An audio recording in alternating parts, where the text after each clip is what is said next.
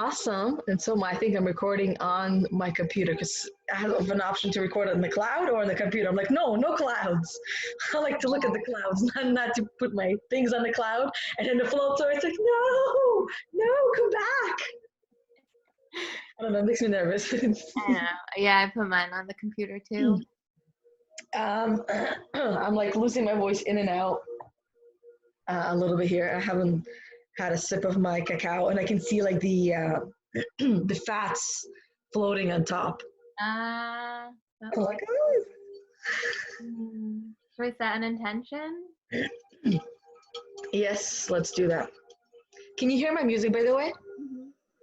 Okay, is it loud or no? I wouldn't say it's loud.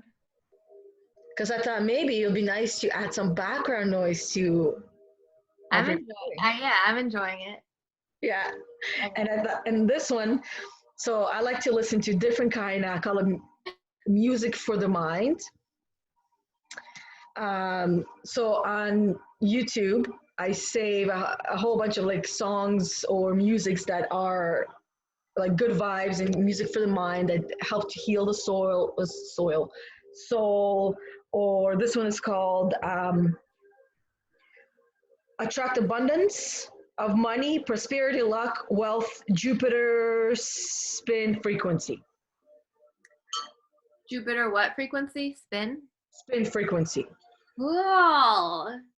Well, that's cool because Thursday is Jupiter's day, governed by Jupiter. So. Oh, and I didn't know that. Look at that. Perfect choice. You know I love that shit. All right, I'm just box cards, deck of cards. So we've got Rebecca Campbell's Work Your Way.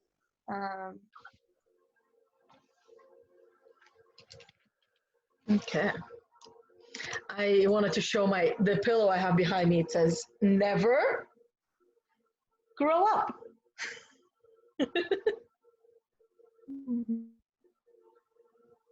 You kind of froze a little bit there.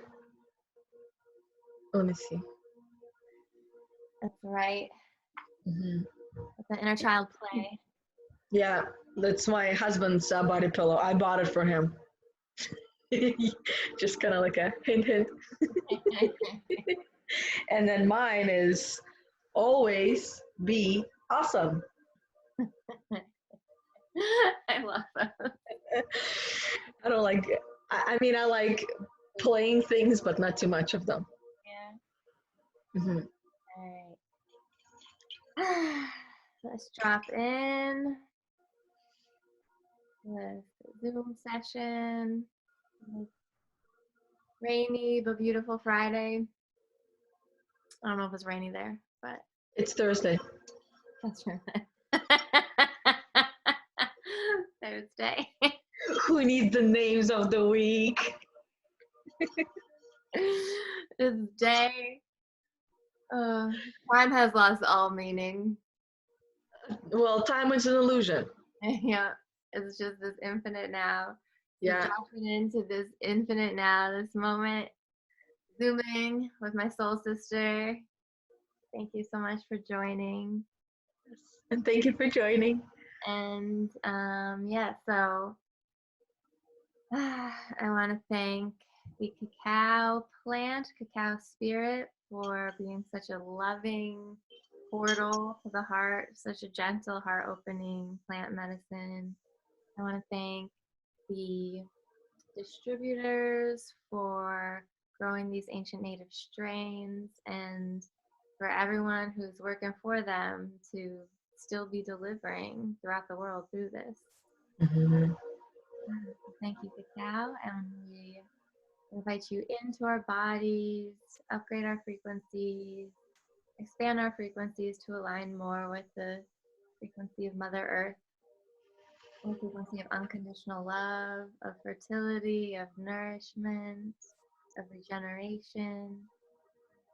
And with that, we invite cacao into ourselves.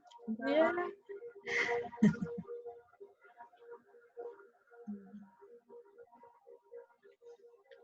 So good and so warm. Um, as you were talking, as we were mentioned time, I had this feeling and a flash forward of kind of like my future of where I want to be. And I can't even explain it, but it's like I have everything I ever wanted. And the most important thing that I do have that I always wanted was that feeling of peace and joy and content and total and utter appreciation and love for myself. And this is, I guess, not I guess, this is part of the intention because I want that for myself. I want that for my family. And I also want that for everyone that is watching. And thinking of it as time being an illusion, that it's non-linear, that you can be already there in the future in this present moment now by simply tapping into it and bringing that into your being, into yourself. And in order to have and be that, you must first be that now, at least a little bit, like quantum jumping, right? So that's what I would want for everyone to experience, being in the now, but tasting that future and therefore inviting it in. Yes.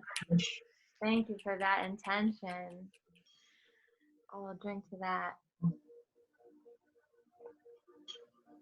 It was actually very synchronous because we were yesterday on the Heaven call. We were talking about money stories and abundance, and I was saying that in different types of soulpreneur classes and courses and training, one of the things we learn is to get really clear on our why, because we are going to be paid for our services, and when your service is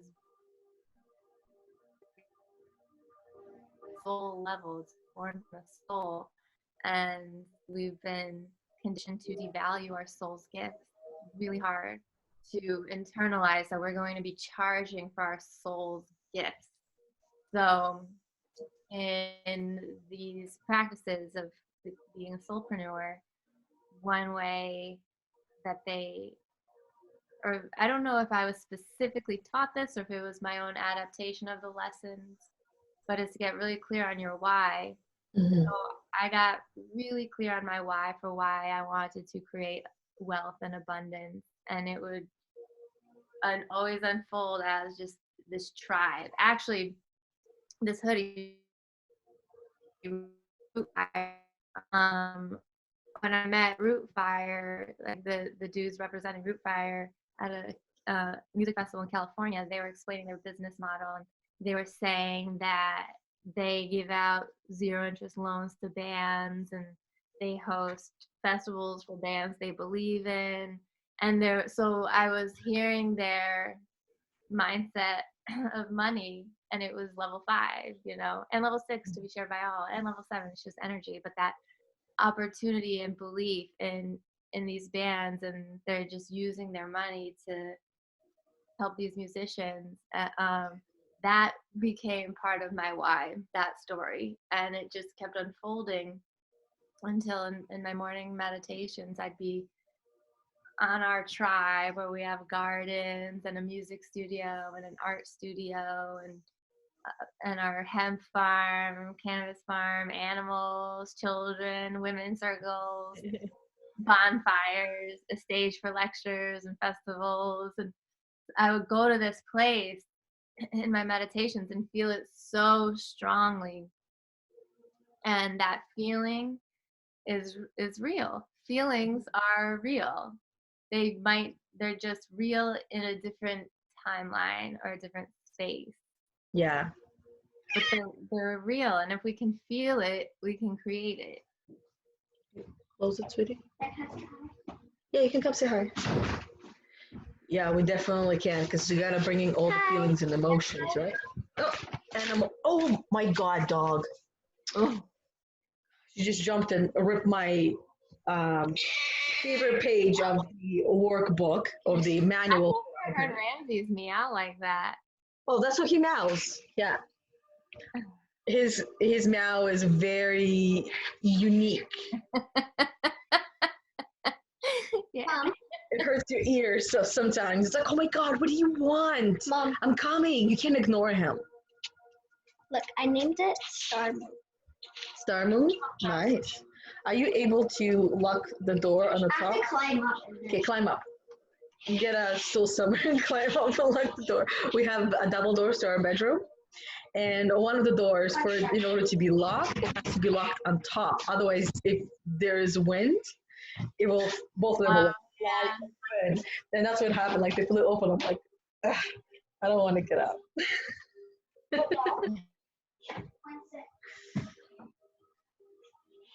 And she's climbing. Oh, no. Yeah. So anyways, as you were saying before we were I got it. interrupted, thank you, sweetie. Thank you. And can you make sure you close the door when you go? Yes, Queen Mom. Thank you. I didn't see a bow. There. Thank you. That's what we do. I'm like, okay, Princess Mila. Like, bow to her, right? Master. I call my husband like a master, like once in a while, right? He'll ask me to do something, or when I feel like it sounds like a command a little bit, I'd be like, yes, master. Right? It's from a movie we watched with Madonna called Swept Away. It's a really old movie, really good. Kind of like the gist of it is she was a really stuck up princess type of a woman, like very rich and classy. And they were on like a ship and she had like servants, right? And one guy just came to help. He's not a servant.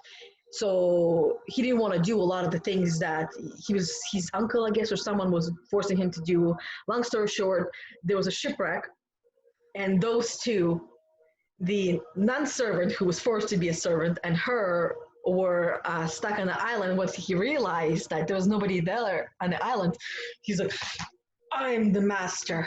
You call me master. And he would treat her kind of like a slave and teach her to be a decent human being. Right? And then long story short, of course, they fell in love and right, things changed and it was really nice and beautiful. So that's why like we watched it, and that's where the whole yes master comes from. And some people they'll hear me say, be like, wow, that's horrible. Like, why would you, like, especially like feminists, and be like, why would you say that? But there's like an inside joke to it, right? That I don't bow to him, and he knows that, and anyone that knows us knows that I don't bow. Right, and he doesn't bow to me. There should not be this bowing between people, right? It should be equal. And yes, sometimes there are times when every relationship goes through its rocky parts or moments, right? And I'm not gonna lie, it has been a little challenging having him in the house because he goes to work, kids go to school, I have my stuff. My Thursday is completely booked. There's like pretty much I have no time in between to even sometimes eat my food, eat my lunch, right? So this is when he needs to contribute a little bit more, and this adjustment part has been taking a little bit of a while. To it's like, okay, this is what I do. Be respectful, right? You want help in the basement because we're also doing the basement at the same time. So there's a lot of stuff going on, and doing the basement is not an easy task. And at the end of the day, what it comes down to is both of us allow our ego to be like, well, what about me? What about me? What about me? You're not acknowledging me. And he's doing the basement and saying, well, you're not acknowledging me, what I'm doing, right? Both of us are doing a lot. both of us are working through a lot. Both of us are adjusting. Both of us still have our gremlin messages and our limiting beliefs and our like chest drum, me, right? Both of us are working through that. Yeah. Not always an easy thing. Hi, sweetheart. Probably downstairs somewhere. And it's not an easy thing to adjust. Can you close the door, please? But it's not impossible. I'm talking to Rachel. Hi. Hi, Ethan. Hi. Both of them said hi. I think we might be left alone for a little bit. Close it all the way, sweetie. Because I don't want the wind to open. Thank you. So an adjustment period. And I thought that, you know what, there might be a lot of people right now, relationships, couples, partners, even friends that are living in the same house might be going through the same thing where they had a certain routine and that got disrupted. Mm-hmm. No matter what you do for a living, it got disrupted. You work from home, you work outside of home, and it's a huge adjustment. And my thoughts on that is my concern for some people is that some people's relationship might not survive, right? And that's a scary thought. But at the same time, when these things arise, there is a purpose. And to my knowledge, to my understanding, to my experience, it's a learning experience. When it comes up, work through it, and not in a negative way and taking about me, but the concern comes up, you take a look at it as a third person, right? How would Yana approach it? How would Rachel approach it? How would Rachel see it, right? How would she understand it? What would she see that I might not see? Sometimes it helps to take that third person in there and kind of like see through their eyes, see through their lenses. And then you realize, okay, Rachel would say, look at him. He is upset because he's hurting. He just wants to be heard. He wants to be seen. He wants to be acknowledged for what he is doing.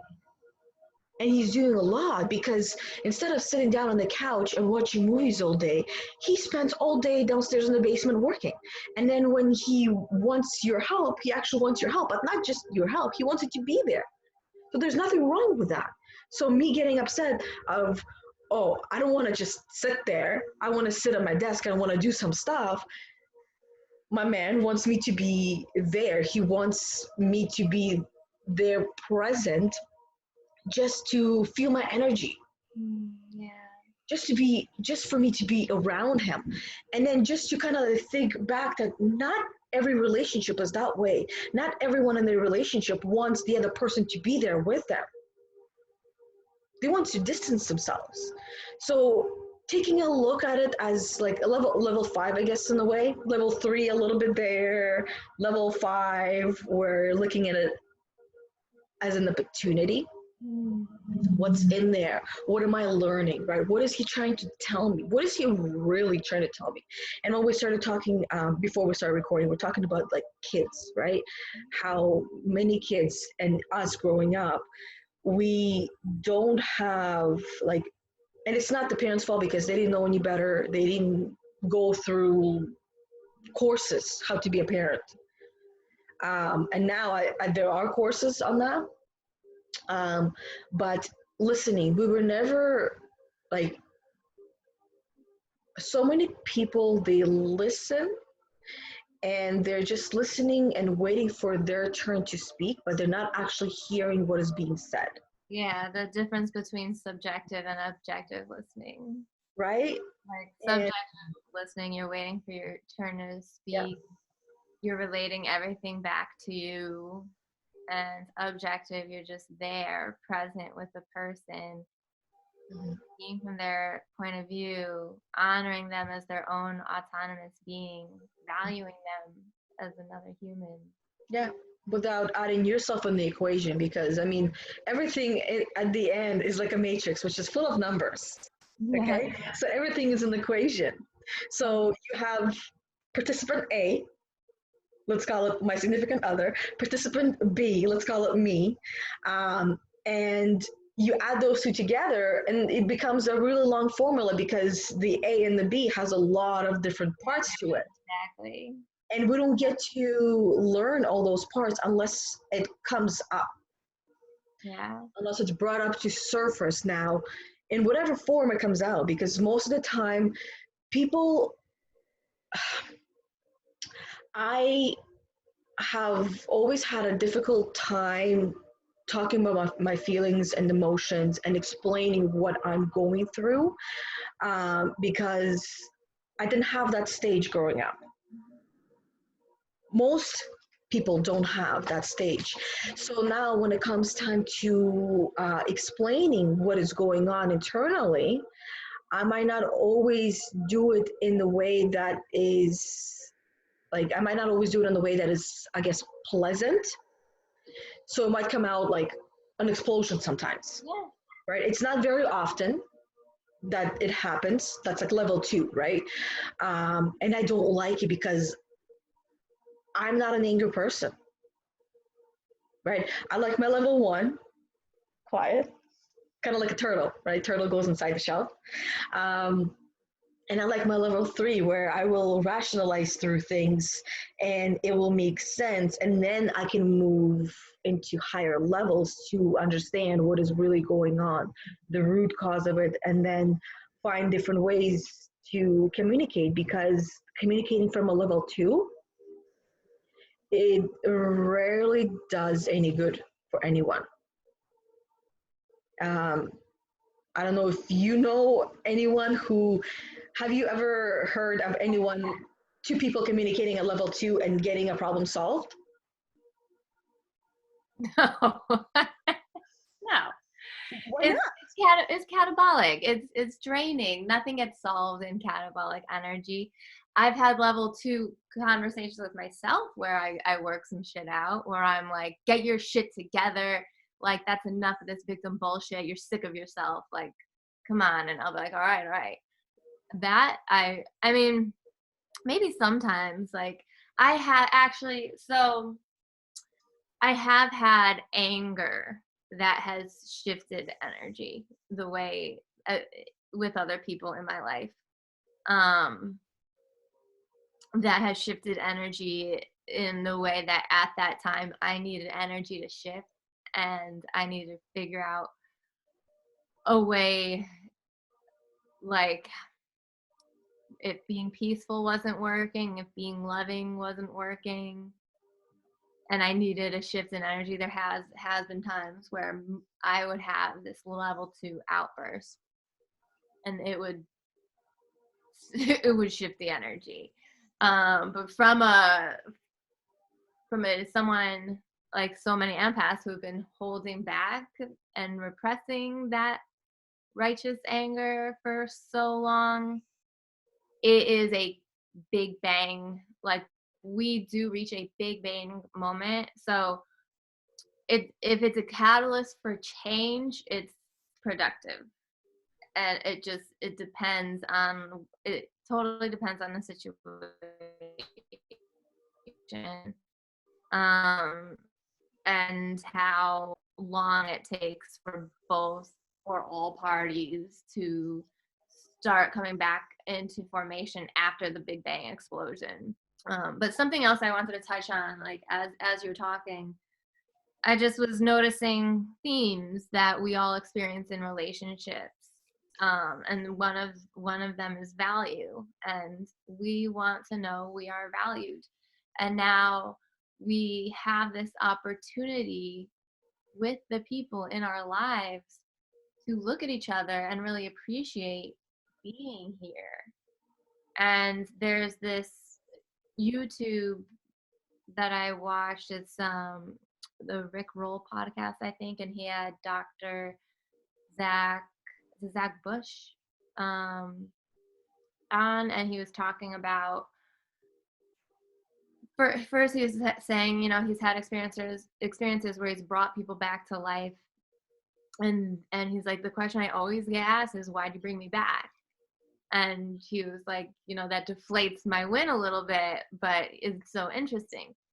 And the patients that I've spoken with, what they felt when they went to the other side is complete unconditional acceptance for the first time in their lives. And so the point of this podcast, he was saying, what if we felt that now for ourselves and for each other? And right now we're presented with this unique opportunity to look at the people in our lives. And as he says in this podcast, he's like, if I'm here and it's with you, like it must meant to be, like we must be meant to be here together at this point in time. So we might as well appreciate each other. And that always stuck with me. But going back to value and how we communicate our needs to each other, I think that's where we really haven't learned how to communicate our needs to each other from levels 5, 6, 7, because of value and self-worth.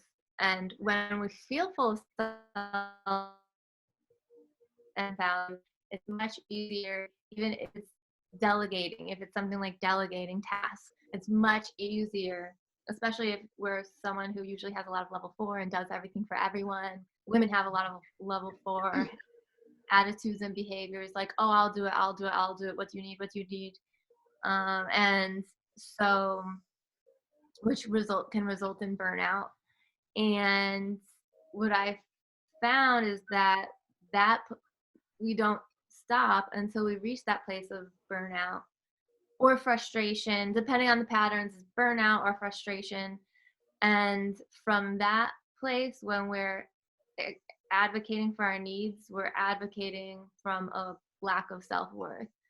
So I've seen so many patterns where we use guilt and shame to get others to fulfill our needs, or control or force to get others to fulfill our needs, instead of taking a minute, accessing our higher selves, and understanding that everybody is a human being, everybody deserves to be treated with respect, and we ourselves are worthy of that respect, and others just want to love us.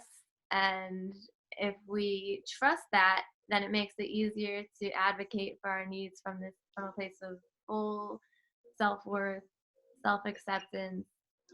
And so, to like the example of delegating, if we're delegating from a place of self-worth, then we have smiles on our faces and we're energetic, and we're like, we're gonna do this together, it's gonna be so much fun, like let's like unpack this IKEA box and like build some like whatever the task is, we could bring that energy to it. And or like if it's vacuuming, like let's blast music and vacuum, instead of level 1 and level 2 like passive aggressive or forceful like comments like, oh, you didn't do that yet, or just like these little things that we've all picked up because of little that. jabs, I call them. Little jabs. What happens is you take little jabs. If you take little jabs, let's say a balloon is filled with flour, and you take little jabs at that balloon, what's going to happen to that balloon? We are that balloon.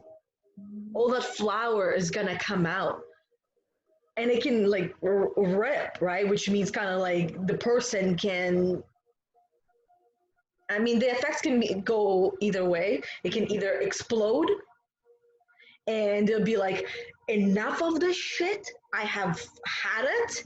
I am done sulking. I am done being a level 1. And they level 2, which is a good level, because that means now they're ready to fight for themselves and they find their voice. Because that's where I was. Warrior. Yeah. Right? And find your voice, because a lot of us, women or men, we go through our life, or some points of our life where it's best. It's like, if you don't have anything nice to say, don't say anything at all. that's the phrase I grew up with. That's the phrase I live by. And that's the phrase that I would say has brought me to level one more times than necessary, because sometimes things need to be said that might not necessarily be nice, but they need to be said. Yep. And that is where we start to find our voice. That was my journey, finding my voice. And because I had my voice, my parents, I mean, I still kept my mouth shut for the most part. For the most part, but for the most part, I also didn't. But then when it came to getting married, to me, I had this vision and understanding what marriage is supposed to be like. And it was so twisted. And I don't want to blame childhood cartoons for it, but in a way, they have a lot to do with it. Because when a princess get married, she takes care of everyone. And she's never seen taking care of herself. That's why I like the new princess cartoons now, because they're like warriors. They go and they rescue, like Moana. She goes and she rescues the whole entire tribe. Like before, no, no, no, no, no. You're a princess. You don't do that. You do this. You do this. And she says, "F Wait this." for someone to come save you. Exactly, right? And she's like, no, no, no, no, no. I'm not saving. I'm not waiting for anyone to say. I'm not. What is the saying? I'm not a Denzel in distress, right? And Mm. that's when they start to find, like, that's when I realized that it was a Like, little stop. yeah. I didn't want to. It basically, what it did for me, right? I don't want to say it did to me, because it didn't do it to me. It helped me to go through that stage and realize and learn from my own firsthand experience that that's not what I wanted. But whatever was asked of me to do, whether I wanted to or not, I would do it. Mhm. I was like hardcore level 4. And that was in a house, that was at my job, that was anywhere that I was. I was doing things for everyone else. And when you're at work, when you have a job, if you are level 4 in your job, you're going to be doing so much more for the same amount of money. And I was doing And that for many the years. self-worth. That was what I recognized about what level 4 was doing to me in the workplace. And it was exchanging my sense of self-worth for how much I could do for others, how happy I could make my boss, how much I could conform to my boss's agenda, and how much he decided to pay me for my people pleasing. Yeah, And like lack of autonomy. I yeah, was exchanging my autonomy for approval and money and promotions. And when I expanded from level 4 to level 5, it was like I've never really experienced a perception shift like that, where with level 4 I was like, my boss can do no wrong. And then level 5, and I was like horrified at some of the things that I allowed, and horrified by how I was perpetuating the agenda, the entire agenda, and influencing my teammates to conform to the agenda. And once I expanded to level 5, I was like, all right, time to course correct, everyone. Sorry about that. Like, don't worry about this guy, because he had all this level 2 energy, and my level 4 energy would be like, all right, team, we all gotta like put on. It's like dealing with a toddler, like an angry toddler. Like, okay, everyone, like we all gotta adjust. And so when he'd come out of the office with level 2 energy, I'd see my teammates like sit up and like work in fear. And when he was out of the office, everyone was relaxed. We could talk.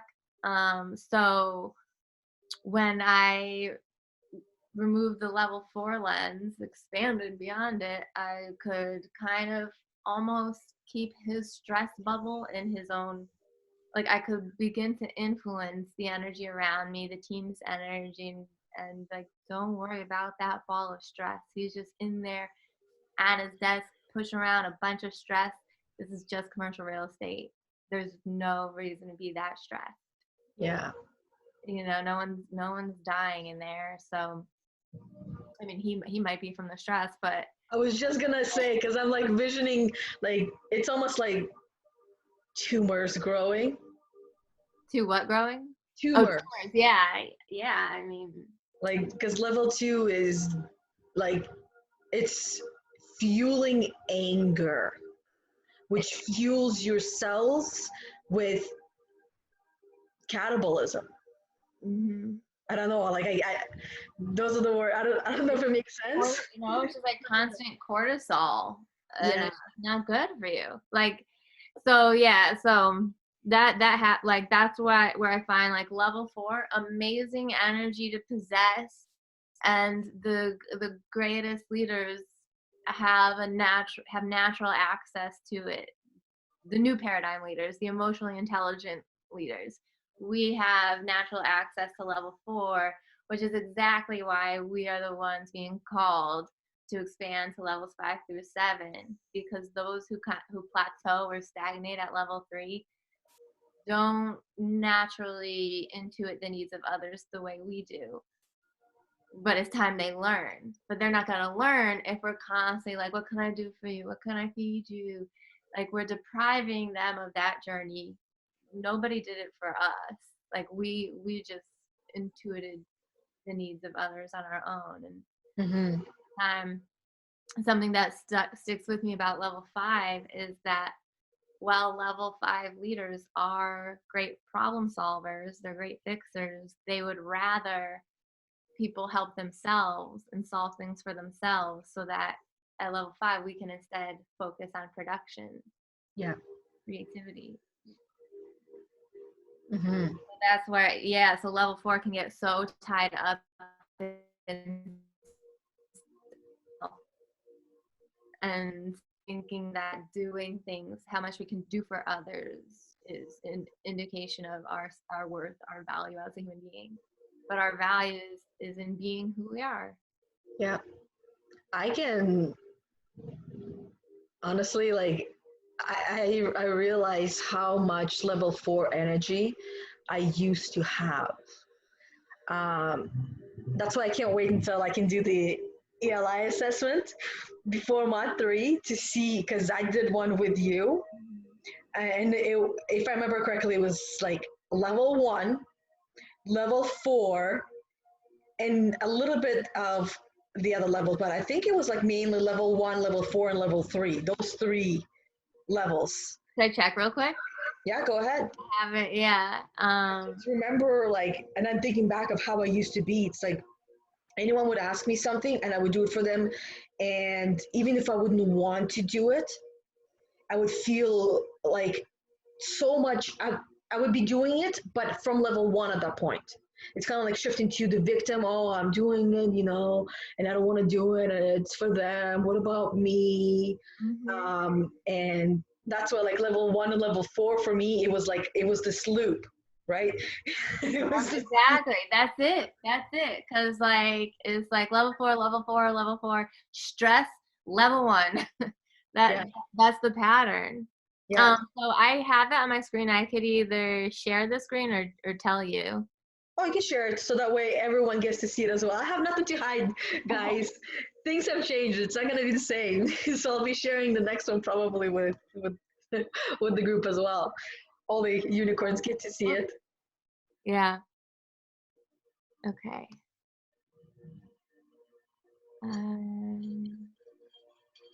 Does it allow you? It should, because I think I have that options available that anyone can share their screen. Is it in? Oh, start share. I see. Mm-hmm. Oh, and my cacao is still nice and warm. Oh, good. All right. Can you see it? Yeah. All right. So here is your energetic profile. So the top chart is where you are or where you were when you took this. Look at level 4. Yeah. It's almost like touching the end there. And level Yeah. 2 is the smallest. See, I told you I wasn't lying. I'm not an angry person. It's still there. I mean, it's going to be wild to see how much this changes, because that, like, so just for anybody who doesn't know what it is we're looking at here, the top chart is where Yana typically, or when she took this, which was I don't know, how long ago was this? I think we started last year in I think it was June that we started, or okay. end of May is when I reached out to you and I said, I want you to be my coach. I can't see anyone else. You're going to change my life. I just know it. Money was not an option. Let's go. Even though there wasn't much available, when you need it, when you want it, when you choose it, you find ways to afford it. And like I said, I knew you were going to change my life, and you did just that. So go on now. Tell us. Okay, so the top chart is where Yana was resonating when not under stress. So when things were typically going the way they normally would at this time in your life, Yana, you had a lot of, your primary was level 4 at 20.7% level 4 energy. So that's that concern for others, doing for others, the main thought there is, you win, what can I do for you? How can I help you? Beautiful, beautiful level of energy. And as a result, when you did hit your stress reactions, your primary energy when under stress was level 1 at 58.2%, which totally makes sense, right? Yeah. Because like our thoughts, when we are the level 4, like taking on that role more than our fair share, then we get to the point where we're pouring from an empty cup, and when our cup is empty, our thoughts are level 1. Like, why bother? Nothing I do matters. Nobody cares. I lose. All those types of thoughts.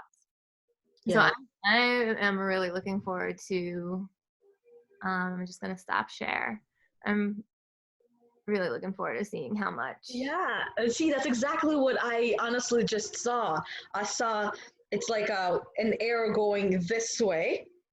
So this is level 4. Starting here is level 4, an arrow going this way, pointing to level 1. Mm-hmm. And then going this way, level 1 is pointing to level 4. It's like a vicious cycle. So people that are living at level 4, when they're not under stress, they usually reside in level 1. And from personal experience, I can say that that is where depression, anxiety, panic attacks, all that resides as well. But then level 2 is when we say enough of this. Yeah. That's where level 2 is good. Yeah. And we do something about it. It's an energetic boost, because level 2 is a great energetic boost to combat something that we perceive to be a threat. And eventually we do realize that level 1 is a threat. It's a threat to our mental health. It's a threat to our physical health. And our survival instinct will kick in. I hope for everyone that the survival instinct does kick in when we're at level 1 for too long, and it's like, enough of this now. It usually does. And that's what we get to do in coaching, right? Because you're kind of like frozen a little bit there. There you go. Now you're not frozen. Yeah, That's okay. Yeah. Because in coaching, that's what we get to do, and that's what we get to witness. And at first, it did make me a little uncomfortable because I focus more on shifting the energy upwards. But if a person is at level 1, they can get stuck in their story and unable to move past that level one. They can move from level one to level four. And those two levels, like I have just explained, not understanding myself and how I am and who I am and how my cycle of things that I have interrupted, and it's still a process, right? Because I still find myself in level four, giving and giving and giving. And this is where having everyone home, I thought, I'm not going back to that. I'm not doing that because it's not fair to me. Why? Like it is a sacrifice, right? We mothers sacrifice a lot, but what's the opportunity in this? The opportunity is my daughter can take care of herself as a 10-year-old daughter. She's more than capable, or daughter or son, doesn't matter, boy or girl. She's more than capable of going to the fridge and finding her own food. Go into the freezer, get a pizza pocket. Yes, I know it's junk, I know it's garbage food, but it's safe. Pandemic 2020, like she's eating food. Right? And that's what I'm saying. Like before, I'd be like, oh my God, I need to feed them breakfast and I need to have the snacks and the lunch and the snack and the dinner. And it's stressful. It really is. And realizing, okay, there's not the end of the world. There's a lot of opportunity here. She gets to do this, she gets to do that. If you don't know how to microwave pizza pocket, that's okay. Your 6-year-old brother can show you how. I know. No, but you're bringing up such an important point right now, because I think that there's a real opportunity here for parents to stop judging themselves. Just witness how much parents judge themselves.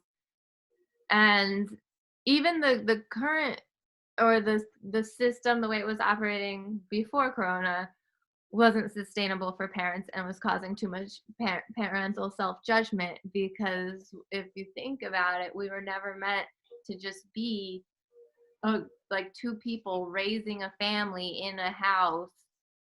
Like that model was never sustainable. It always took a village. It always took a tribe. Throughout the time, it took the whole tribe to raise the next generation and care for the elderly generations. So I think that now is an amazing opportunity for everybody to recognize what the needs of a tribe are, what the needs of a family are, and for parents to give themselves a fucking break. Yes. I'm glad you bring that point up.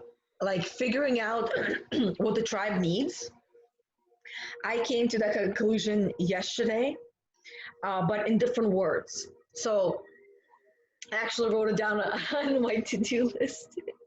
So the way I wrote it down is like, how do you, in brackets, James, want to divide our responsibilities, right? Let's list them first. So in other words, that means sit down and whether you work from home, right? This is why for me, this part is important, because working from home,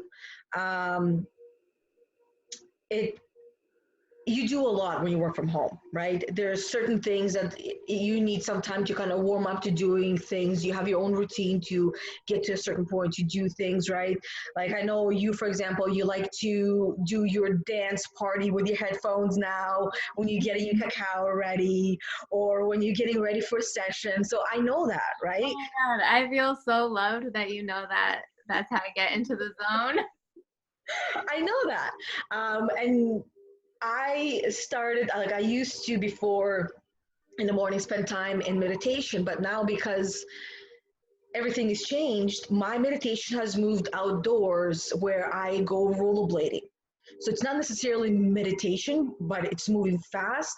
It's going from here to there with the dog and making sure, like watching her, she slows down to go bathroom, that I don't drag her as she's trying to poop. I've done it. But anyways, how do you want to divide our responsibilities? That means you sit down, you make a list of what needs to get done as a couple, as parents, as partners.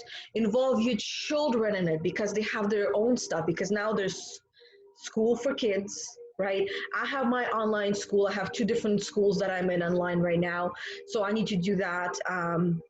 And then I have my sessions, then I have my other stuff. Like we all have things, right? And then the basement needs to get done, the house needs to get cleaned, everybody needs to eat. We need to make sure that there's food everywhere, like that we all eat, that we get our coffees, we get our drinks, we get our water, that they're not playing on the devices the entire day, that the animals are fed. Like there's a lot of stuff to do. Hopefully, I just like thought maybe I'm overwhelming some people with this stuff that needs to get done throughout the day.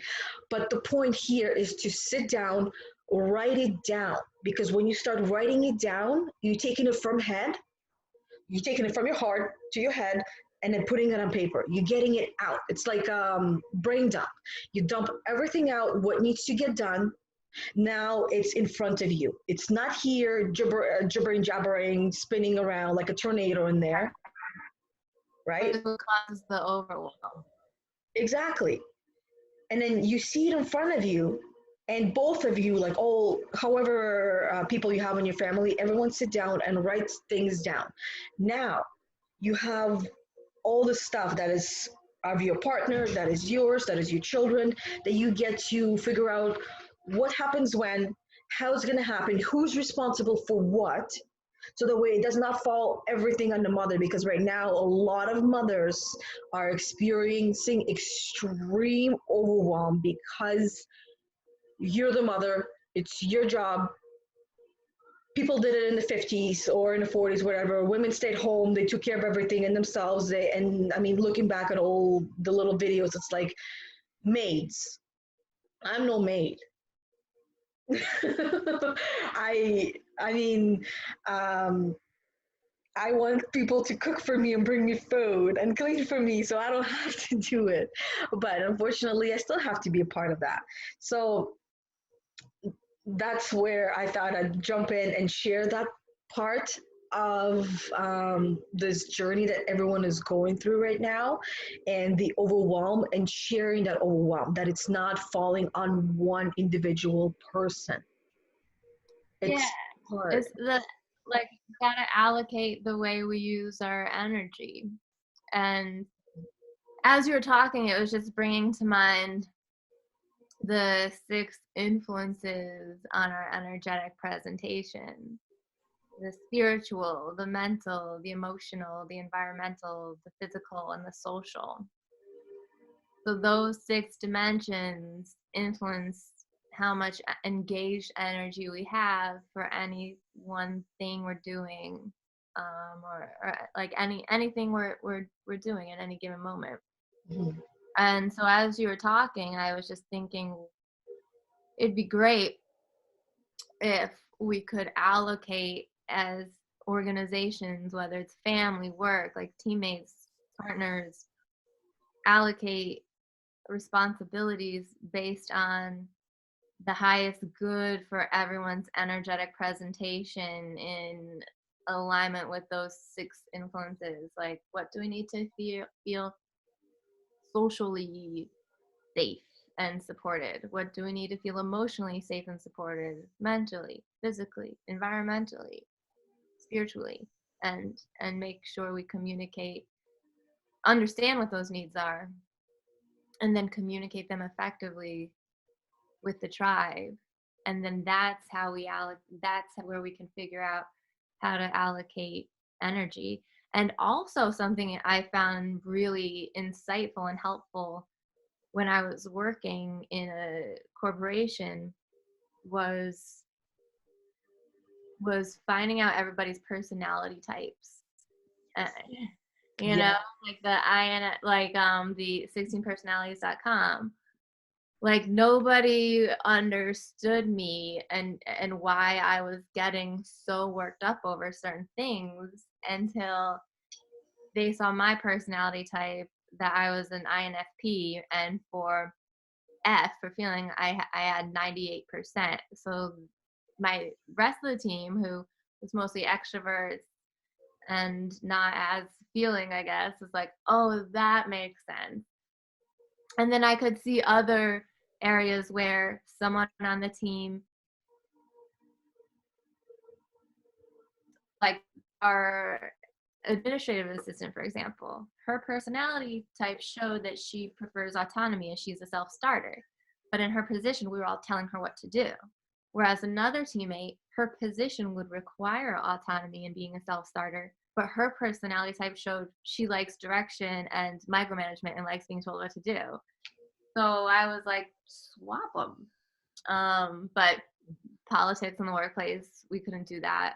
And but it's just like there are all these different ways we can detect harmonics among energy levels and personality types and put everyone in a position with the tools they need to thrive in being responsible for those responsibilities. Mm-hmm. That definitely would be helpful in the workplace and in the household as well. Understanding who the person is and what works for them. Perhaps maybe even why it works for them. Why they do things the way they do. So that way you can take judgment out of it. Instead of judging, you can understand them. I just want to set that intention in motion for the whole collective. We're getting rid of judgment, goodbye judgment, and we're welcoming in understanding. Mm-hmm. Bring that in, understanding other people, understanding their perspective. Yeah. We all have our own perspectives. There's no reason to judge. Yeah. Mm-hmm. And with judgment comes the need and desire to want to change that person. Mm-hmm. Why would we want to change a person? I mean, so that we feel more comfortable, because the judgment is about ourselves. Right? So why not look at ourselves? So we're judging ourselves for something. Exactly.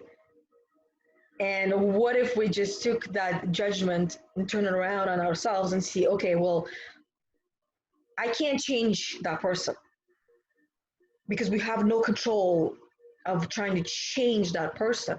So what is it that I can do that will help me to change the way I view it, the way I perceive it, the way I interpret it, the way I internalize it, and maybe the way I can act or react or not and instead of that. Which is such an empowering thought process. Mm-hmm. That's taking back your autonomy and your sovereignty and realizing I have a choice in how I navigate this situation with this person. Yeah. If we react, we're giving them our power. And the control, because it gives me, when I take that, because I don't want to change anyone. I want them to be who they want to be, right? And if I see that there's something that I want to see change in them, I take it in myself and I figure out how can I change to allow them to continue being who they are. And it gives me that self of control. And in some situations, like I was just thinking, in some situations where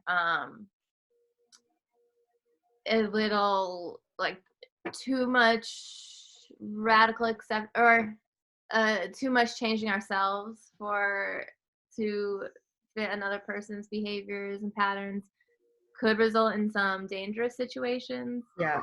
I was just thinking about, well, radical acceptance of another person also includes knowing when it's time to separate from them completely. Yes. Knowing when you're changing yourself to the point where you've buried yourself and you're just a shell of your former self.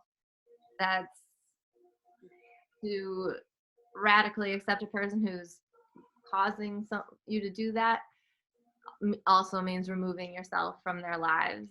Mm-hmm. So I was just thinking about that as you were. No, that does make sense because when kind of like going back when I started talking about when I got married and I had this whole perception of what married life is supposed to be, looking back at like the 50s wife, right? Where she's doing everything. And that was not me. I was not that kind of person. I was always free spirited, always running around, climbing, playing, very, very, very active. I was always out rollerblading because I walking somewhere where it was taking way too slow. So I will always love going fast, either on bike, on rollerblade, with friends, by myself, exploring, like literally like a wild child. And when I got married, it was completely the opposite of that. So I went from, I don't want to say a stallion, but like a cat comes to mind, where domesticated cat. I became a domesticated cat when I was born a tiger. Yes, I was hoping you were gonna say tiger. I'm a year of a tiger, literally. So I was born a tiger. Yep. And I became a domesticated like lap cat. And I realized that, but it's not to blame anyone, it's for myself, because I was doing what I was just sharing to do. I was seeing that it's like, okay, it's what do I do, right? How do I change? Because again, i I can't recall any times where I was telling my husband to change. The only thing was the level 2 energy, right? So that's the only thing that was affecting me, and him, of course, everyone. And that's the only thing that I asked to change, and it was for his own benefit as well. And he did that, right? But I didn't come out and say, you did this, you did that, you changed this, and you do this, and you do that. I didn't point the finger, and I didn't blame too much. I just simply shared a few of my observations and feelings and how it was affecting me, things like that.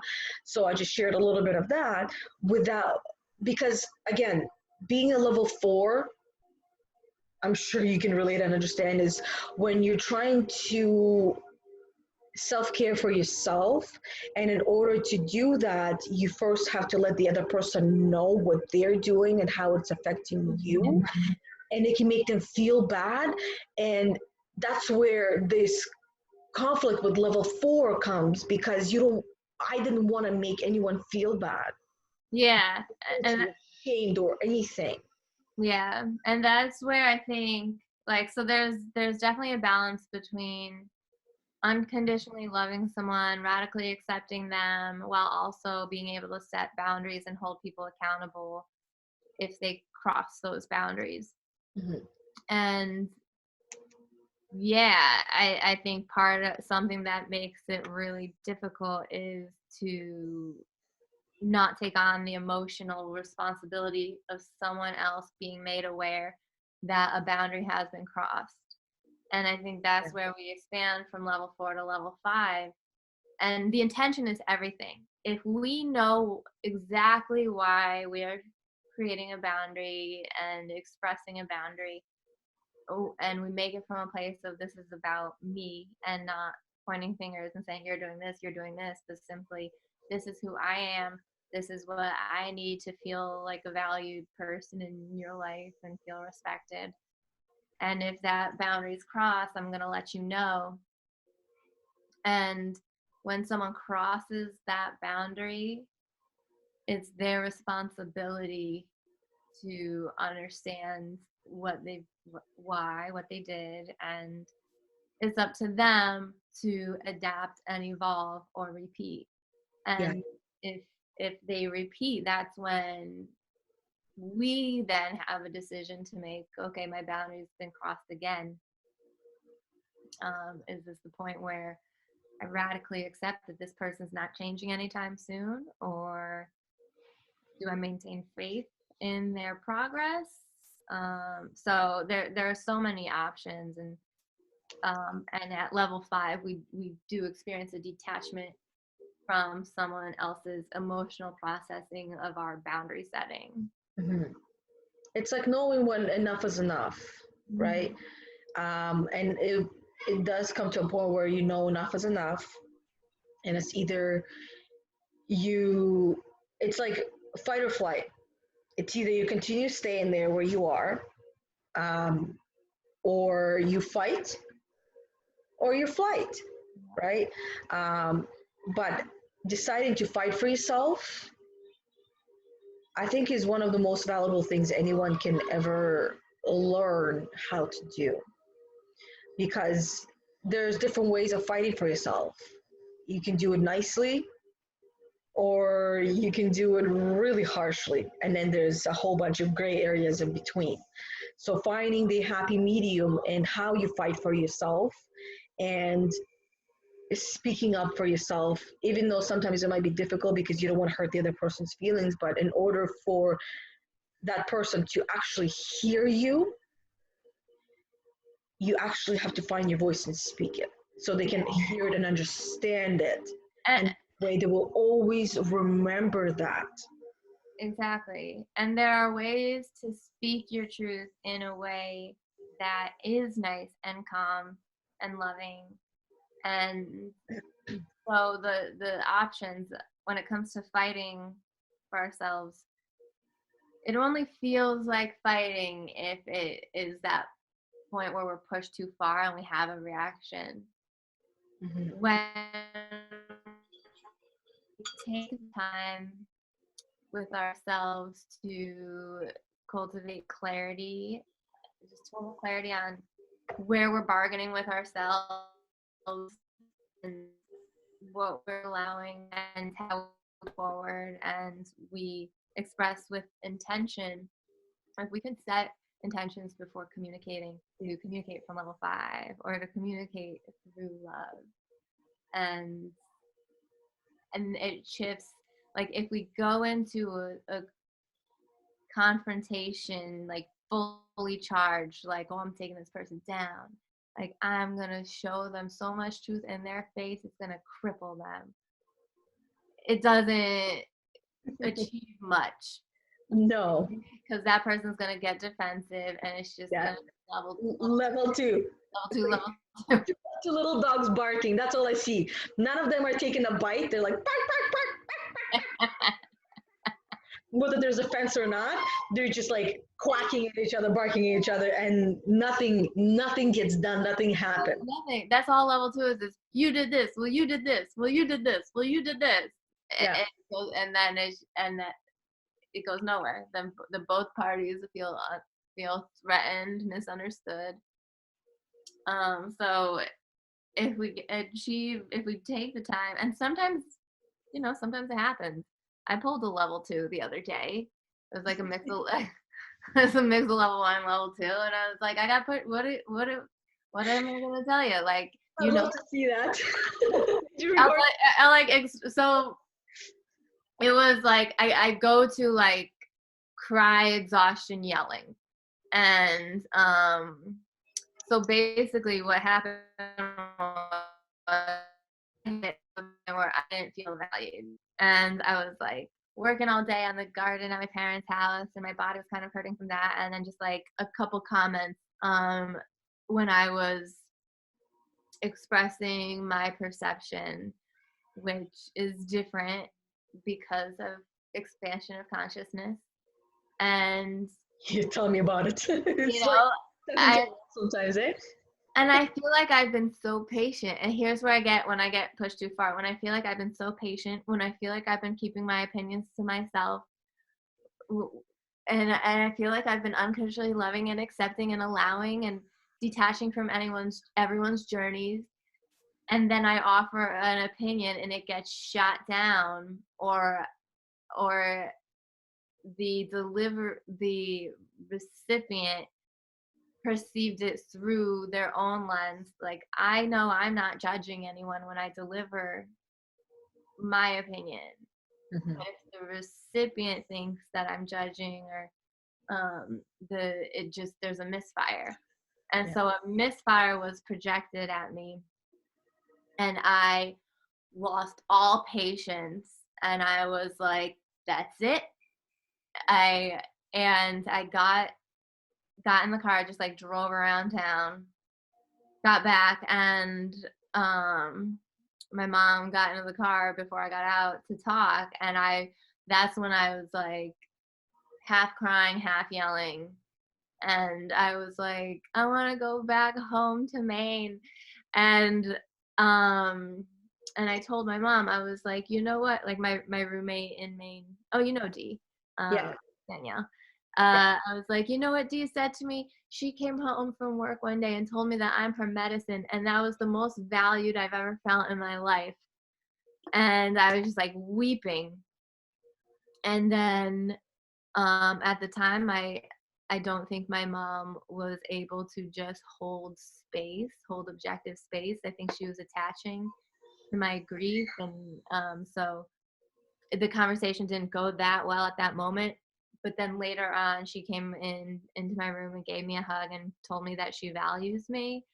And I was like, we can all talk this way to each other. It doesn't have to get to this point where I lose like where I just lose it, and I lose all patience. I don't want to be that person, because then it also comes with the guilt, which is now I've is minimal. I don't experience that much guilt when I lose my cool. I'm like, well, I did it again. It happened. Oops, I did it again. Yeah, I got pushed too far. Like we all know that happens. Like I'm not, like I'm not I'm human. Yeah. I can You're a perceive, robot. I can put on my Ram Dass lens and see everyone like God for so long. But people, I just really get this self-righteous anger. Like, why aren't you meeting me halfway? Like, if you love me, you'll meet me halfway. You'll try to build a bridge to my perception of the world, because it can get excruciating being here, being surrounded by limiting beliefs and old Yeah. paradigm thinking. And I do get impatient and I do get frustrated, and I allow it. Yeah. So I did. I had a level 2 meltdown, followed by a level 1 meltdown, followed by level 4, like, oh shit, like that was kind of a dick move, because if you're really in service to everybody else, who cares about your needs? And then more levels 5, 6, and 7, and we're like, well, that happened, and now things have shifted. Yeah. There was value in the journey. Exactly. And they got to learn as well. They got to, because when you said that, when Dee said to you that you are her medicine, like, out, and then you mentioned your mom coming into your room and telling you that she values you. Those two are one and the same, just using different words. And I mean, that's beautiful for anyone to hear. How did you feel when Dee said that to you? Oh my God, when Dee said it, like it was like everything my inner child ever wanted to hear. I think I was so taken aback that I like kind of like got bashful and hid and like didn't know how to respond, like it was like everything I've ever wanted to hear my whole life. Like that's my love language. Words of affirmation are my love languages, and I just want to be of value to people. And I do want it recognized. Like what I do is not visible. It's Yeah. emotional support. It's acknowledging people and being present with them. And they don't realize, like, someone will come into my space and I'm a writer, so I might even be like mid inner world, like in the other dimensions, and someone comes into my space and I have the ability to drop it, focus my whole attention on them. And I know the value in doing that, but they might not know the value, because that's who I've been. That's been my role. And so there's a balance between sacrificing myself completely to be present for others and filling my own cup. And so yeah, when Dee said that to me, I was just like, that's everything I've ever wanted to hear in my whole life. Like no one said, like it caught me off guard. And though clearly resonated so much that that's what keeps me feeling homesick for Maine, and like just like I, and while here I find myself doing and feeling like, and then and then reaching the level 1, level 2, you know, I'm gonna drive around and cry for a bit because no one cares what I do, no one pays, you know, all those level 1 thoughts, like Yeah. nobody notices, nobody cares, like, and then like sometimes when it gets really dark and you're like I'll just remove myself from their lives, that'll show them, they'll miss me then, you know, those kind of like demons, and I'm just like, get the fuck out of my head, nobody needs you, nobody needs those kinds of thoughts, like you all love each other. But it happens. That's like level 1. Level 1 gets weird. It's a weird vortex. And I'm glad to contract there, because every time I do contract myself into a level 1 vortex, I'm like, this is dark. And it gives me more understanding when I am working with others and they're experiencing level 1. Like, that shit is dark. We say some nasty things inside our head. Yeah. Like, I'll just take myself out of this world altogether, then they'll miss me. Like, that's some, you know, that's a dangerous vortex. Yeah. And in order, and that's the beauty of it as well, because in us experiencing level 1, we have better understanding of what it is when we also see it or hear it in others. And we know, like, we just have to hold space, you know, because nobody can pull it. People try to problem solve for us, and we know, no, like, this is where I'm at. And we just need to be acknowledged. We need to be acknowledged in our suffering. Yeah, we need to be met where we are. Yeah. Not to pull us out, because it has to be our choice. We're the ones that have to decide that we want out of there. And then we know how to get out. We know what needs to get done. It's already all in us. We've been there many, many, many, many times. Everyone that's watching has been in there many times. And they managed to pull themselves out. So thinking back to that moment, what did you do last time that worked? Do it again. If you want to.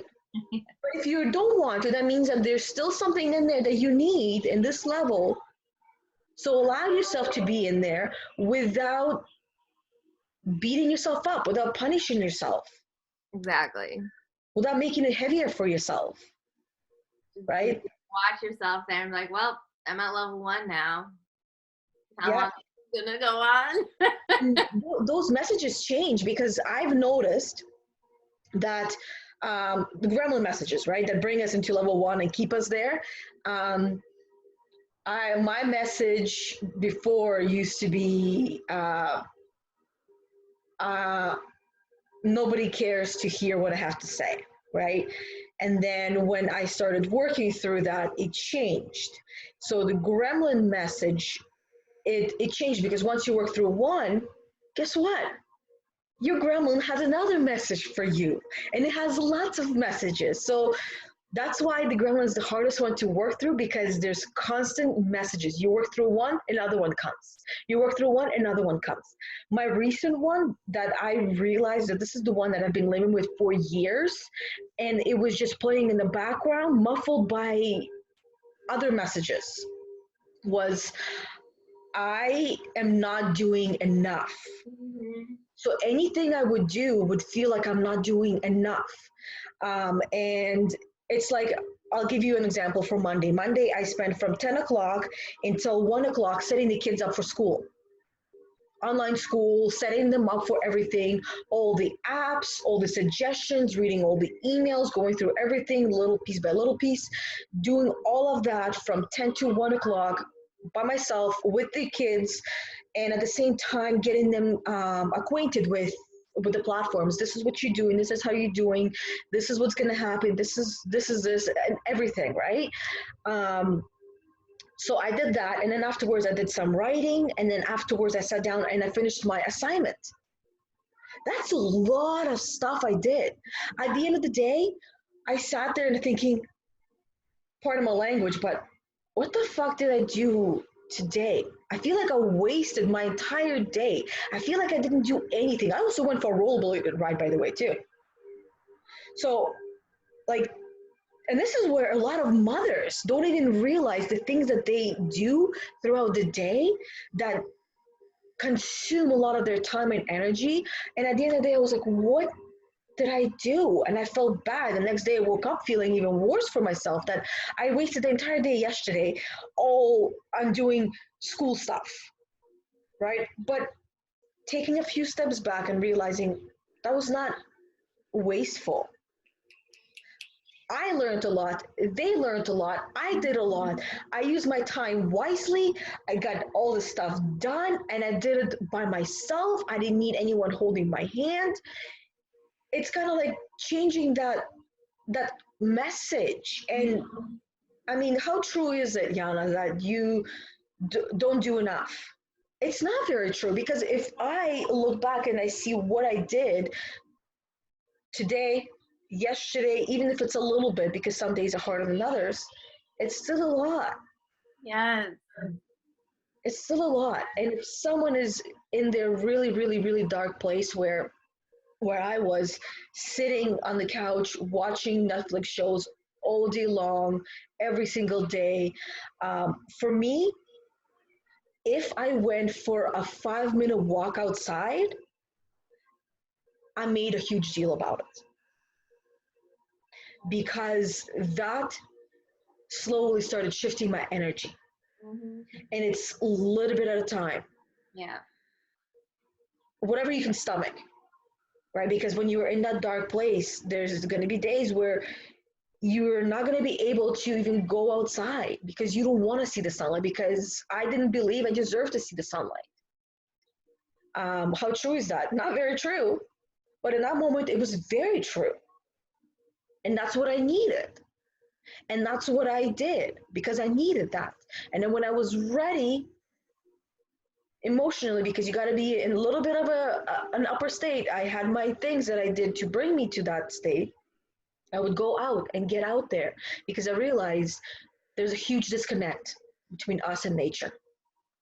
And we were born to run free and to run wild. And what the fuck happened? I just love, like, you keep reconnecting with your wild woman. Like, when you're talking about Moana, I was thinking, like, what an awesome archetype for Yana because, and women in general, because Moana has completely reconciled with her wild woman. Like, she will trust her intuition above all else. Like, you can't hold her back from following her intuition. That euphoric moment she experiences when she uncovers that her ancestors were voyagers and she loses her shit. She has like I knew orgasmic, moment. That's why I feel pulled to the ocean. I get it now. Right? Mm-hmm. And so, and then like talking about your inner tiger, like, I just keep hearing for you, like, wild woman archetype reconciliation. Yeah. Yeah, and it's very true, and then that's what I'm starting to realize, and that's why I got back into rollerblading. I started rollerblading on Saturday, and I have rollerbladed every single day since then. And I'm not gonna lie, it's not as easy as it used to be. My shins hurt, my legs are sore, my butt are sore, my crotch area is sore, everything is sore. I kid you not, my back is sore, but I don't look at the soreness. I don't focus on it. When I'm out there and my shins are aching, I'm like, okay, what am I doing wrong with my feet? I'm not rollerblading the right way, or I must be doing something wrong, and that's why they're hurting. And so I shift my rollerblades a little bit, so that way the way my feet are in the rollerblades and the way I move, I adjust because it's been many years since I rollerbladed every single day. It's like, and we're in our 30s now, like, our bodies do actually age a little bit, so we can't just hop back into, like, things we did as kids and expect to have the same level of adapting, like athletically, like what we could do when we were younger. Yeah. Oh, definitely. Because I also know that I'm a heavier set now than I was back then. I also know that these puppies were much smaller then, and it shifts your whole balance and gravity. I mean, I gotta relearn how to roll with the new Yana, and It's I mean, whole these new. hurt my back sometimes. Mm-hmm. Whole new Um, mind, body, spirit connection. yeah, Yeah, you're moving your body.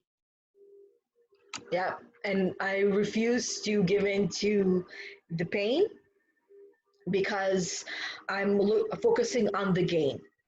That goes right along with one of the IPEC foundation principles of pain is inevitable, suffering is optional. Yes, I actually did that one for my assignment.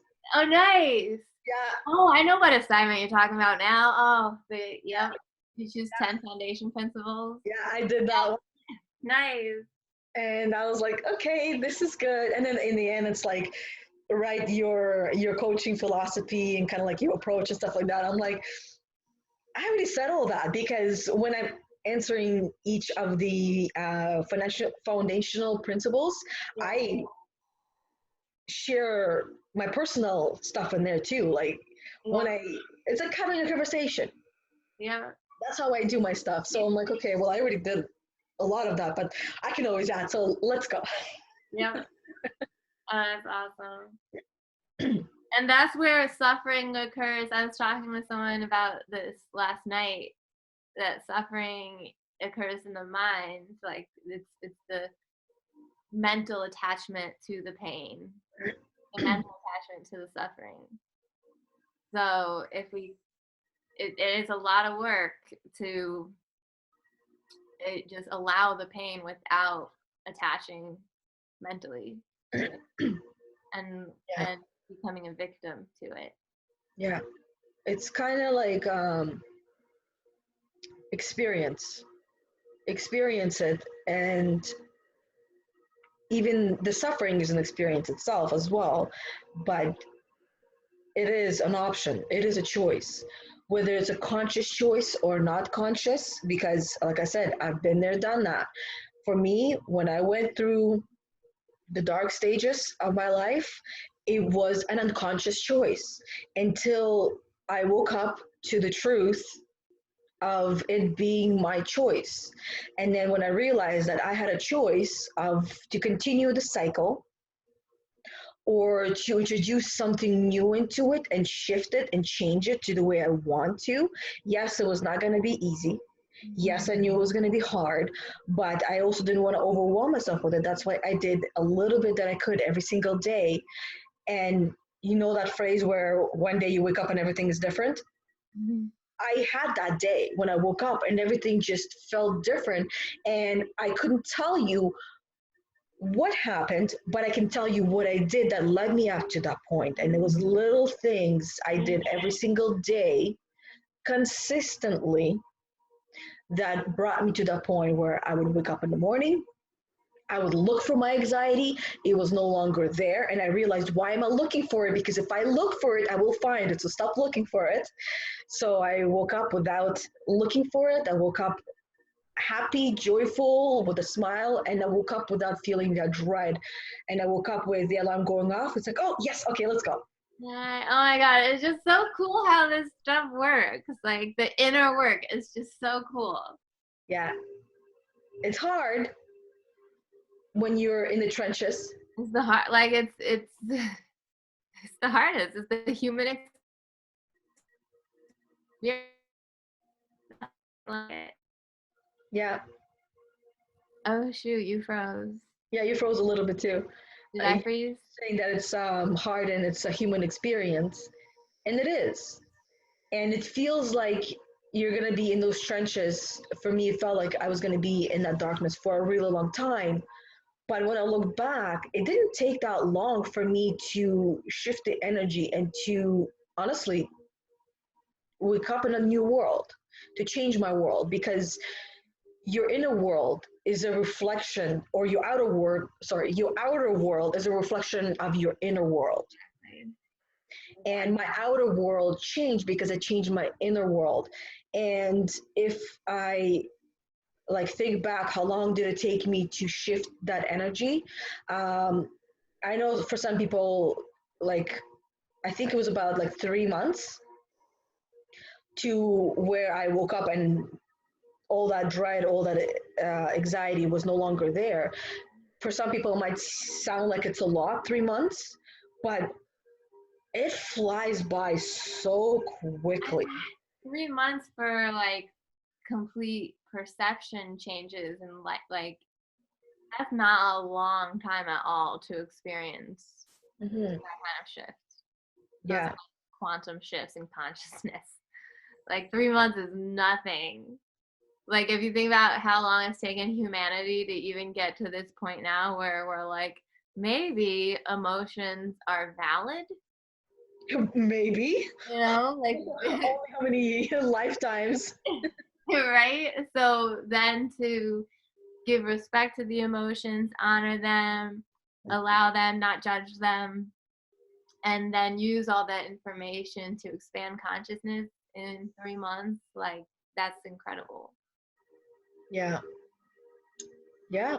It just shows what's possible. And I know this phrase sets some people off. If I can do it, you can do it. I've witnessed in our group in school, in class, somebody said that, and somebody else had a reaction to it. But it's Yeah. because those personalities were conflicting personalities. Well, and if someone's already feeling defeated, like they can't do it, then they're in level 1. So Yeah. again, like when you're in level 1, no external force of like, let me show you how it's done. Like Yeah. because when you're in level 1, your struggle is the biggest struggle in the universe. Yeah. Like no struggle is compared to your struggle. So if someone else is like, if I can do it, you can do it, and they're basing it, which is totally valid because we all share the struggle. We all share in it. So it is valid to say, if I can do it, you can do it. Of course, because if we know our own darkness, our own struggle, and how we pull ourselves out of it, and we want others to have that same medicine. But if the others are at level 1, then that's going to be an infuriating thing to hear. Yeah. Oh, totally. And that's where I acknowledged and validated that person. Yeah. And I reminded that person that you don't know anything of where that person is coming from, saying that if I can do it, you can do it. For all you know, that person might have been like beaten down to a point where they didn't even know who they were, and they worked through a lot of their stuff in the darkness. And then later on, this person got to experience and see what I was talking about through one of the coaching sessions. And this person has been through a lot in their childhood that they're still carrying around and not even realizing they're carrying around, because they had a very, very, very abusive parent who to this day still denies the abuse. Yeah, yeah. And all this person wants is just an acknowledgement of that. Doesn't want an apology, nothing, just acknowledge that it happened. But you know what I mean? But it wasn't. So then this person finally sees this person and they're like, okay, I can understand you. Still can't really relate to you because you're too much of a strong personality, because I mean, you build yourself around that. But at least they can somewhat have a conversation now. Yeah. I mean, it sounds like that the person who is like not cool with if I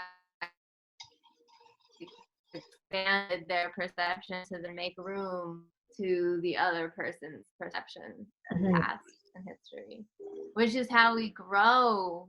Like when we make room to see from everyone else's perspectives and piece together their frame of reference from their childhood on, then we grow because we see ourselves in them and we realize we are all one, we're all connected.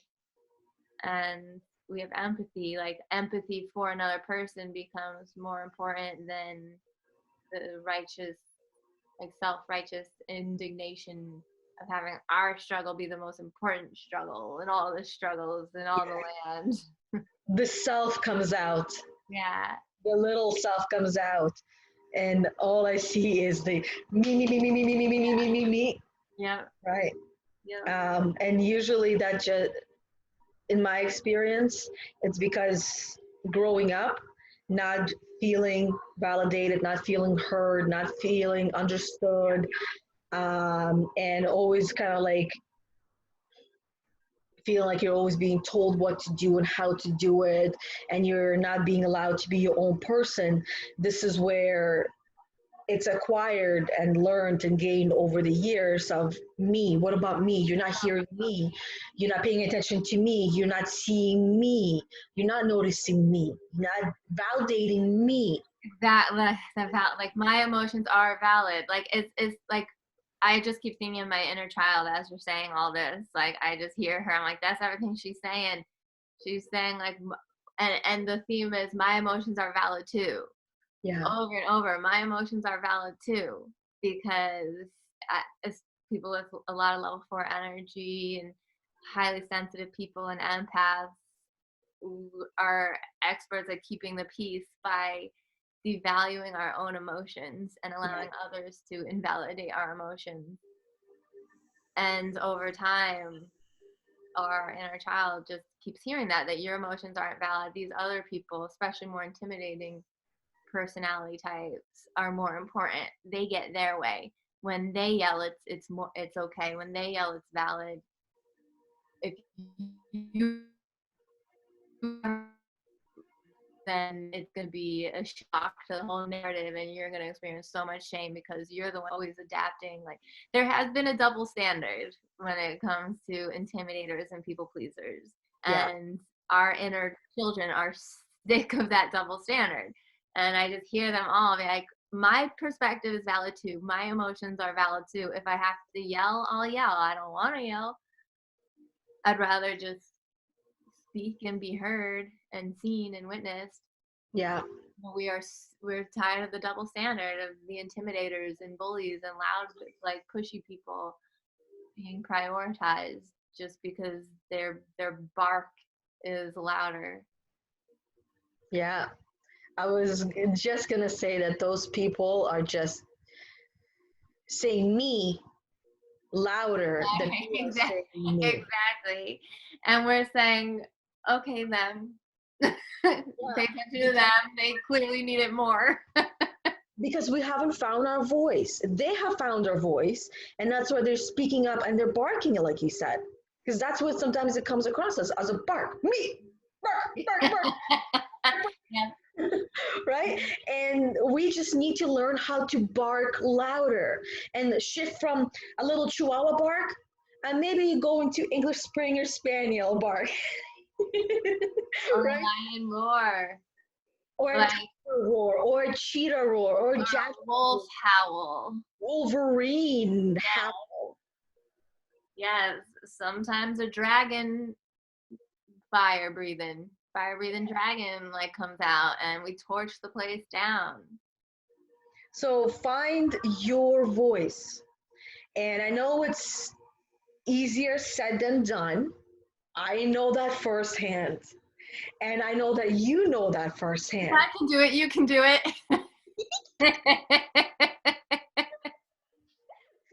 Jeps. No, but I know that you guys have been watching us, whoever's watching, for quite some time. Some of you might know us on a more deeper personal level, and you have heard our stories. You have heard what holes we dug ourselves from and where we were buried alive, and we dug our way out of that dirt. So that's where those that know those stories understand when we say that if I can do it, you can do it, because of those stories, really. True. Yeah. But in all reality, if looking at it from a different kind of like, if I can do, you can do it. Um, let's say you admire, I don't know, Will Smith comes to mind, right? I don't really know what kind of lifestyle he lives. I just seen him jump parachutes for his 50th birthday. I was like, oh my God, what a like, how? But anyways, like looking at Will Smith, right? And this is where the phrase, if I can do it, you can do it. If you want to have his life, follow his footsteps, but in your own way, because you're going to have your own footprint, right? See what he did to get there. Listen to his stories. He's again, like going back to archetypes. That's how we identify what it is we admire in others on a level that we can understand through experience. So, for example, going back to Moana, Yeah. what she was doing was unapologetically aligning with her intuition. Yeah. So we're not necessarily like, I need to go explore the sea. We're like, I'm going to listen to my intuition and embark on it's our own hero's journey. So whether the archetypes Will Smith, Moana, Yoda, one of my archetypes is Marianne Williamson. Obviously, I talk about Ram Dass a lot and try to emulate Ram Dass as best as I can, even though I sometimes my archetype is a dragon and I just want to burn the whole place to the ground. Sometimes my archetype is a volcano. So sometimes it's water. So it's just identifying, like, everything's just symbols of a frequency, and we can embody those frequencies. So whatever it is that attracted you to Will Smith's archetype and character and attitude, that it's something that, yeah, like it's our own way. We weave together the web of our artists and role models and the people we admire, and then connect it with whatever it is within our soul that is desiring to come out from within us. Yeah. Yeah. Oh, I honestly, I can see why this Will Smith came to mind. And for me, quite often, that's the first name that comes to mind because he's just such a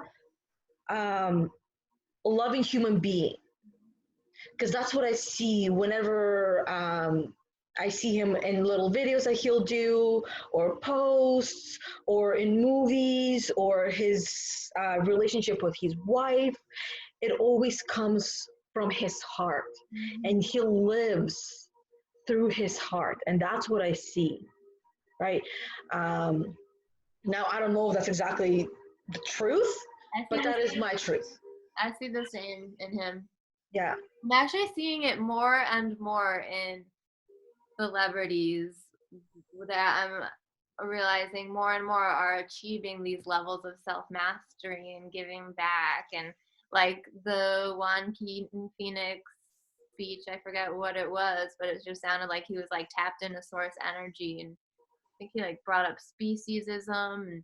And a lot of people on social media were super inspired. So I'm seeing celebrities, like, this is a huge change in our culture, because celebrities especially were very like much me, it's all about me, all of the attention, and forgot to give back to the greater good. And I have been noticing a shift in celebrities achieving more levels of self-mastery, and the ripple effect of that is that they are reminding people who admire them that whatever exists within them, like, they're realizing their responsibility as influencers, and to give back to those that they influence.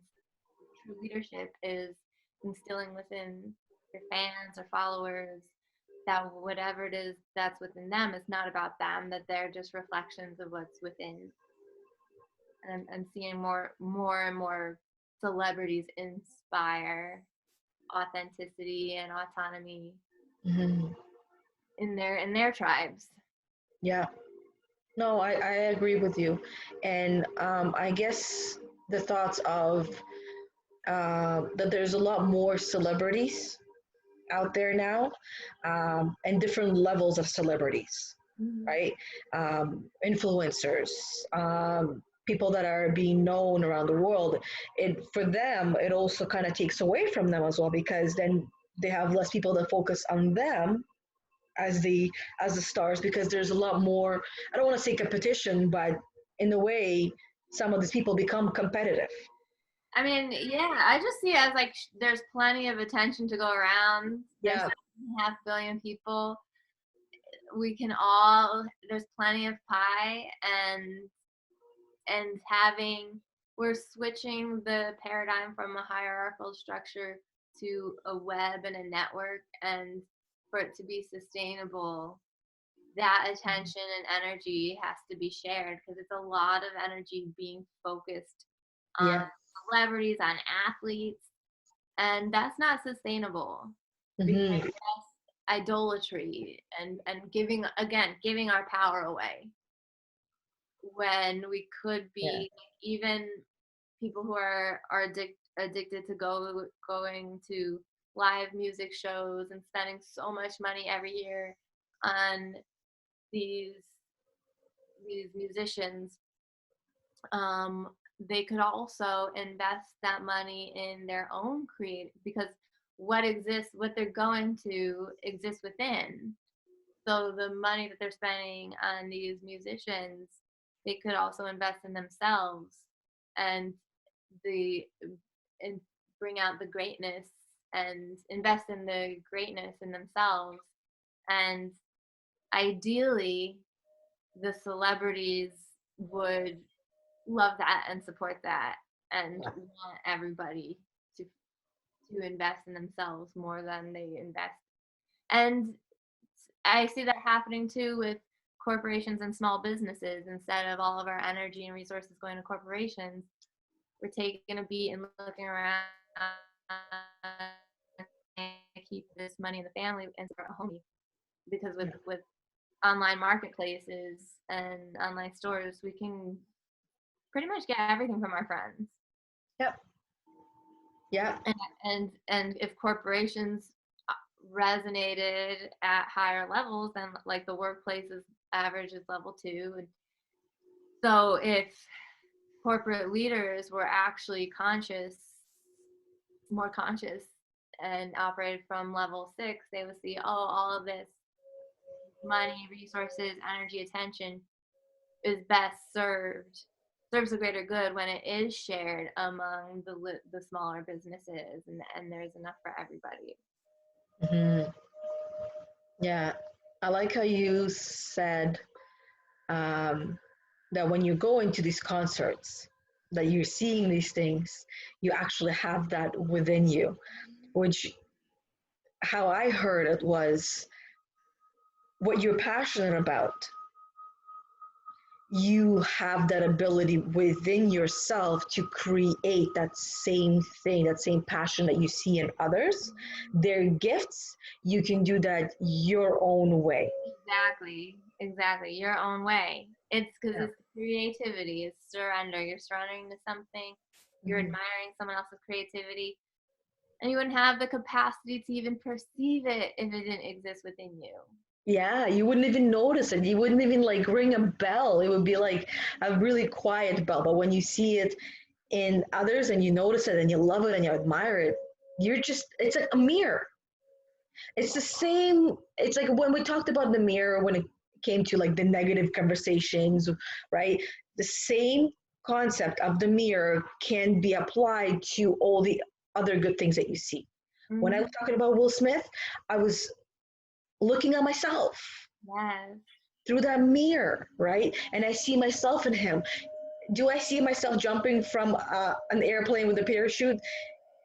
In a way, yes. That's actually an interesting conversation that I had just with my coach yesterday. Um, it was like talking about that numb feeling that of fear. Sometimes that fear gets to a numb feeling, and it's like, well, how would you describe that? And for me, being a visual person, I'm like, the way I describe it is like when you're jumping out of that plane with the parachute, you're full of fear, but you're numb because you know you can't go back. there's one way down. So what you're doing is you're focusing on the ground, on the landing, and on the journey itself, because you still, like, you're flying for a while. I mean, I haven't done it, but I would imagine you're flying for a while and you still are able to experience everything. And then fear is like, it's still there, but it's numb, and you're still able to enjoy the moment and experience and land. Yeah. Yeah, exactly. So that's how life sometimes feels, like jumping out of a parachute. Yeah, I'm looking at the time now, like Yeah. going for my session in a little bit. Yeah. But life is about jumping parachutes. Yeah. And enjoying the view. Yeah. I sometimes think because of the Dr. Emoto water experiment, where he exposes water to different words and then takes the crystallized form of the water molecule and puts it under a microscope and has taken photos. So I've seen water exposed to words like hatred, and it looks like the crystallized version is like a chaotic mess. And then words like peace, love, it's this beautiful fractal pattern, like a snowflake. And so I'll think about that often when it comes to taking a leap or jumping into the unknown, navigating the unknown. And I'll think about snowflakes falling to the ground. And I'll think, what if they were stressing out the whole way down? They would lose that beautiful fractal formation. But they're in a free fall to earth, totally trusting the way down, like just doing what they're supposed to be doing. And they're these beautiful, unique fractal patterns. If they're Yeah. like stressing out on the way down, who knows what snowflakes would look like. Yeah. Or even when you see that freeze in the window on your house, you can, if you pay attention and you notice, you can see which rooms might have negative energy. Oh, interesting. I never even thought of that. But yeah, Yeah. like nature, that's why there's so much to be learned from nature. Nature just does its thing, and if we pay attention, if we start noticing the patterns, the and the cycles, the seasons, the moon phases, and maybe that will help us at this point in time where the rate of complexity and change is speeding up so much. The connection with nature will remind us that we ourselves are nature. Yeah. And we deserve to withdraw from the chaos that humans have created and return to nature. Yeah. That's why I said I started forcing myself going out for a walk, because I was missing a connection, and I realized that connection, the biggest connection, was from the wild, my wild side, which is outside, which is outside of these walls. Yeah. So, ladies and gentlemen, Yep. get in touch with your wild side. Yeah. Your archetypes. Get to know, make a list of all the people you admire. Get clear on what it is within them you admire. And those are your archetypes, and you can weave together that web, wear it as a cloak, and step into that frequency in your own unique way. Yeah. And that phrase, fake it till you make it, sometimes you got to do that. Fake yourself feeling good, and then before you know it, you will actually be feeling good and you won't have to fake it anymore.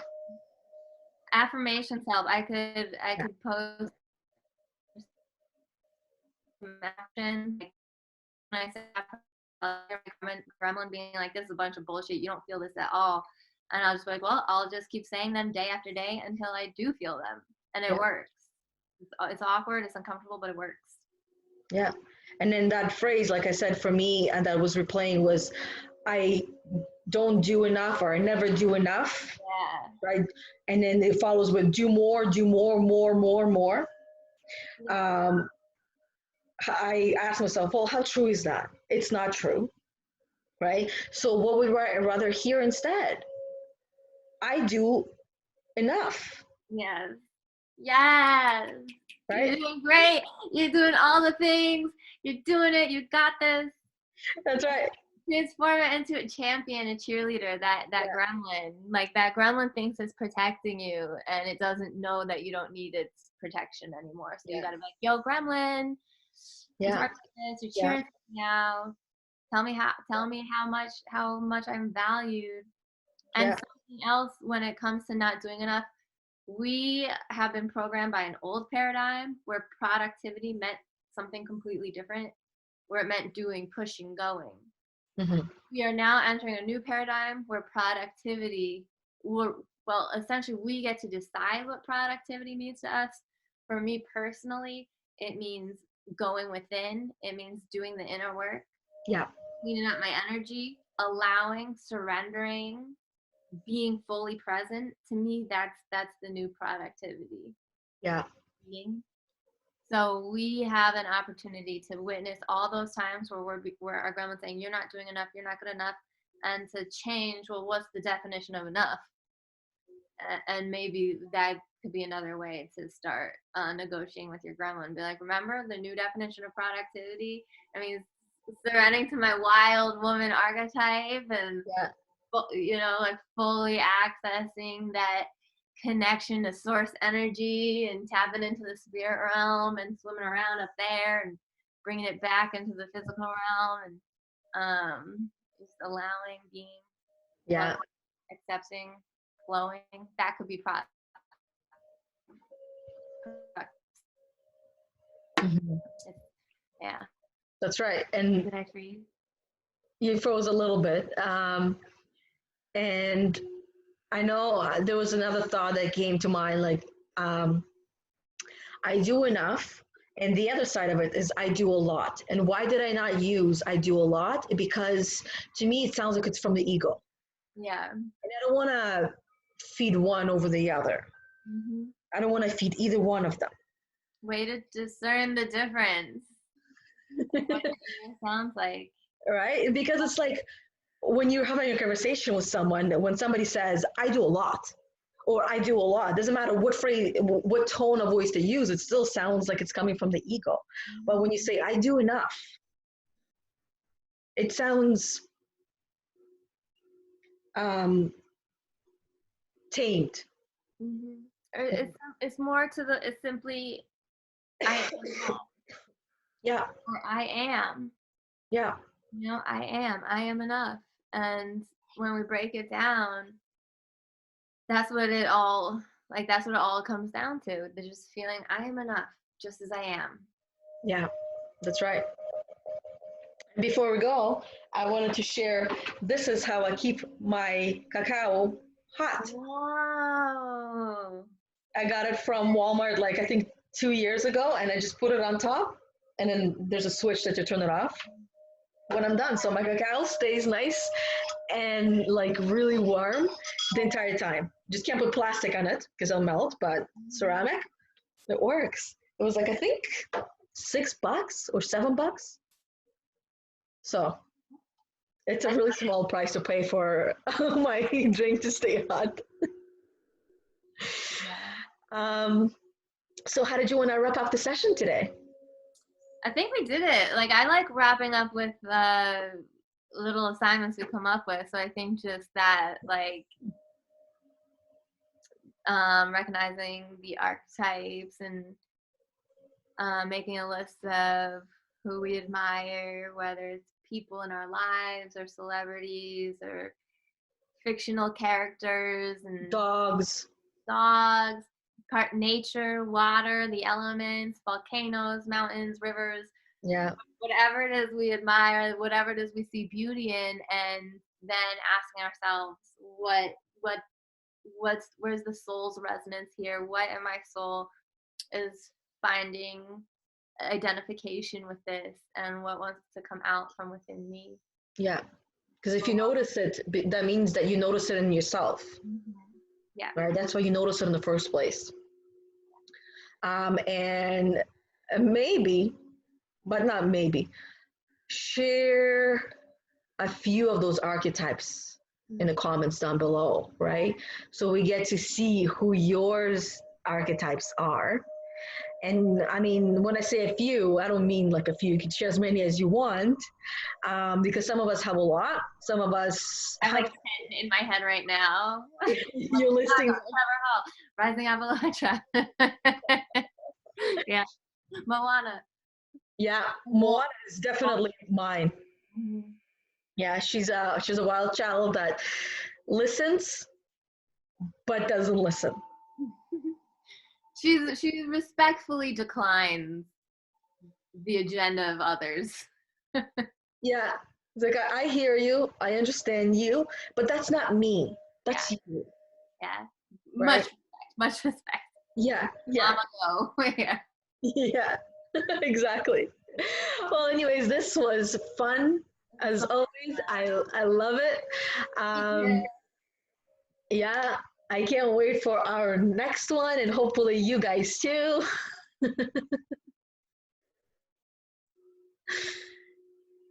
And you froze a little bit. It froze a bit. Yeah, you froze a little Yeah. bit. Oh, that's okay. Sorry, doing the best we can. Yeah, with everybody using the internet, everybody using Zoom now. A lot of people using it. Yeah. It's like it's not our secret place anymore. No, but that's why we locked the meeting so nobody can get in. Yeah. Yeah. Yeah. Okay. Pleasure as always. And until next time, everyone, thank you for watching. And Rachel, thank you for spending your day with me, or a couple of hours of your day with me. Thank you for spending. It's like just having a ceremony. So thank you. Thank you for Yeah. having a cookie ceremony with me. I Yeah. love it. Yeah, me too. Okay. Bye. Bye. Much love. Much love.